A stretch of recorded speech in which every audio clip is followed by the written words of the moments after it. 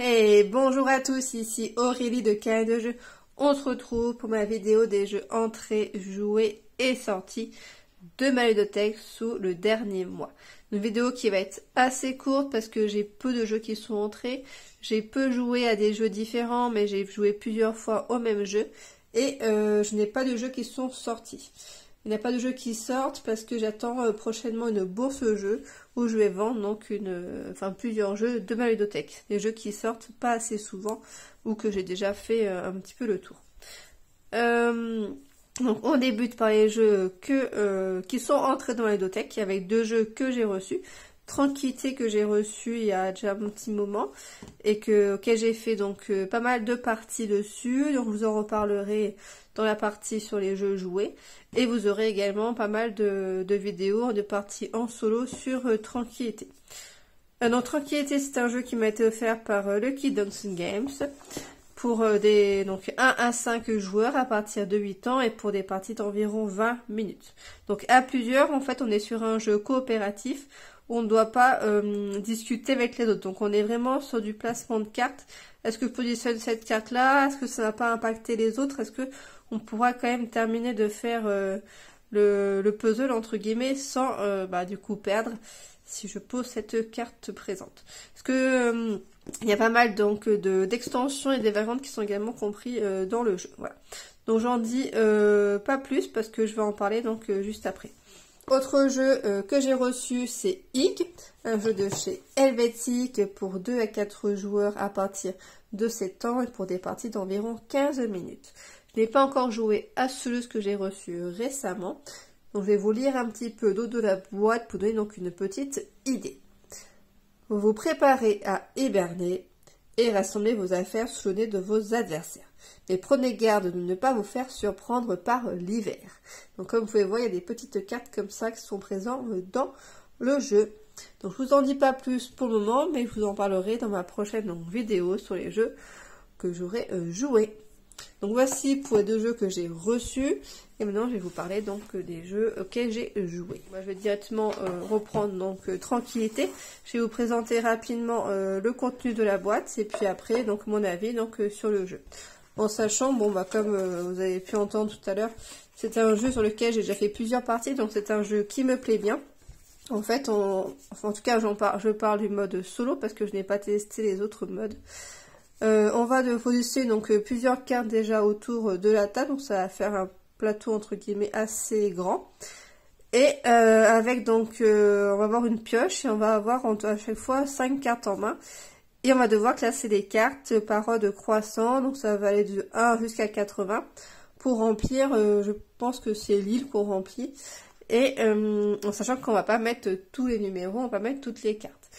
Mais comme on doit défausser certaines cartes pour en jouer certaines, il faut réfléchir à voilà, est-ce que je mets autant d'écart entre les cartes, est-ce que je vais pouvoir avoir les cartes qui vont me manquer pour terminer entre guillemets donc le puzzle ou pas.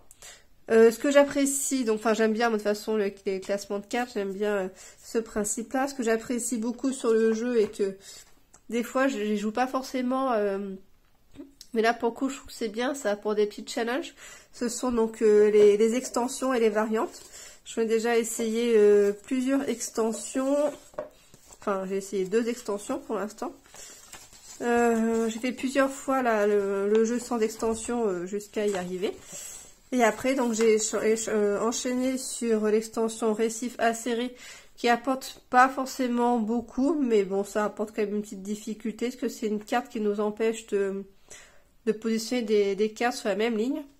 Et Monstre Marin est pas mal parce que dès qu'on a un monstre marin dans notre main, la seule façon de s'en débarrasser est de la poser sur une carte déjà posée. Donc ça va casser un petit peu notre jeu, donc je trouve ça assez sympathique. Donc il y a pas mal de possibilités, donc ça c'est moi vraiment ce que j'aime bien sur un jeu solo, c'est que ça se joue assez rapidement, que les règles soient pas trop compliquées et qu'il y ait pas mal de variantes ou de niveau de difficulté qui soit présent.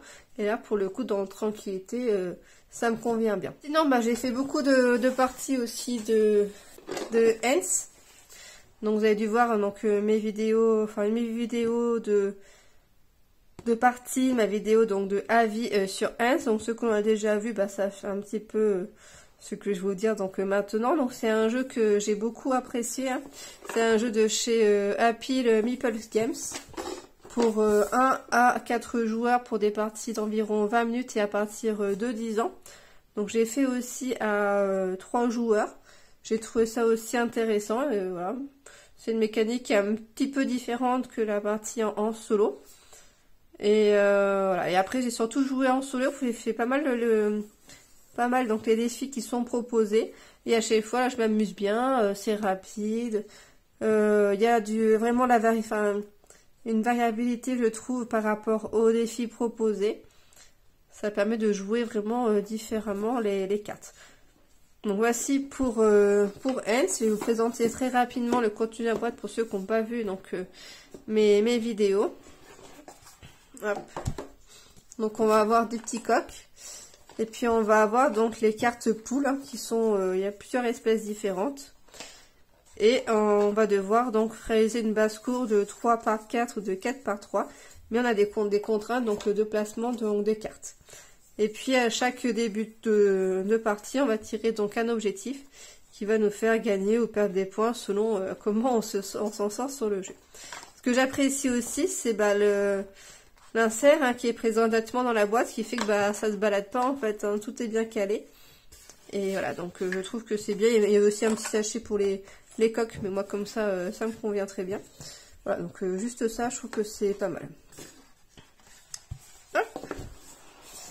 Donc voici pour Hans. Et après, donc c'est deux jeux que j'avais déjà depuis un petit moment et qui commençaient un petit peu à perdre espoir entre guillemets dans ma ludothèque. Donc Michel Strogoff, je vous en ai déjà un petit peu parlé pour le mode donc à plusieurs joueurs. J'avais fait partie avec Karine à 2 joueurs. À la base, moi j'avais acheté pour du solo et ça y est. Donc là c'est bon, j'ai fait le solo. J'ai fait 2 ou 3 parties. Dont une partie que j'ai filmée, que vous allez prochainement donc avoir sur la chaîne. Donc j'ai trouvé vraiment sympathique. J'aime bien en fait le principe de... En fait, dans Michel Strogoff, on va devoir se déplacer et avancer plus vite que l'adversaire. Donc l'adversaire est matérialisé par un pion noir qui va avancer par rapport à ce qu'on va tirer certaines cartes. Il va y avoir des actions spécifiques. Ce que j'aime bien déjà, c'est que quand l'adversaire joue, à un moment, selon comment il va, selon la carte qu'il va tirer, on va pouvoir potentiellement lancer un dé d'action. Si on lance un dé d'action, ça peut nous faire des actions de notre côté pour nous. Donc ça, j'aime bien déjà. Ce que j'aime bien aussi, c'est que sur notre périple, on va rencontrer donc des mésaventures. Et quand on va résoudre donc une mésaventure, on va pouvoir récupérer, si on le souhaite, la capacité présente donc sous la carte. Donc je vais vous montrer ça. Ça c'est juste pour vous montrer donc les actions de l'ennemi en fait, hein, de l'IA. Donc qui va avancer, qui va nous faire changer ou rajouter en tout cas un compagnon si on souhaite l'utiliser. Et puis ça va être les tartares là qui vont se déplacer. Et ça c'est les cartes donc mésaventures qu'on va rencontrer. Et quand on va résoudre donc la carte, on peut récupérer l'action qui va être dessous. Donc là, lorsque je fais un jet d'action et que j'ai des 1 ou des 2, je peux récupérer un petit peu de la santé. Voilà. Donc voilà, c'était un jeu que j'aime bien. J'ai apprécié mes parties. Après, j'ai été trouvé quand même un petit peu simple dans sa mécanique, même si j'ai pas forcément toujours gagné mes parties. Voilà. Je suis peut-être un petit peu simple, mais sinon, bien. Puis la boîte aussi est vraiment sympathique. Hein. Ensuite, donc le dernier... Donc c'est Boss in Space que j'ai pareil depuis longtemps dans ma ludothèque, que j'ai longtemps voulu et puis finalement au premier temps j'ai été un petit peu déçue pour une partie à 2, ça m'a pas trop emballé. Et là pour l'instant j'ai fait quelques parties en solo et pour l'instant j'ai pas réussi du tout à vaincre donc l'ennemi. Juste donc Michel Strogoff, je vous ai pas dit, c'est un jeu pour donc 1 à 4 joueurs. À partir de 12 ans et pour des parties d'environ donc 45 minutes. Donc le plateau il est comme ça quand on fait la mise en place.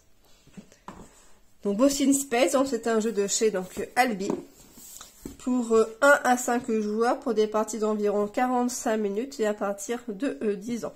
Donc là, on va avoir notre vaisseau en bas et puis on va avoir différents ennemis qui vont se rapprocher progressivement. Il va falloir essayer de les éliminer petit à petit. Et dès qu'ils passent la ligne rose ici que l'on voit, ça nous fait des points de dégâts sur notre plateau joueur. Et dès qu'on n'a plus, donc on n'a pas perdu donc la partie.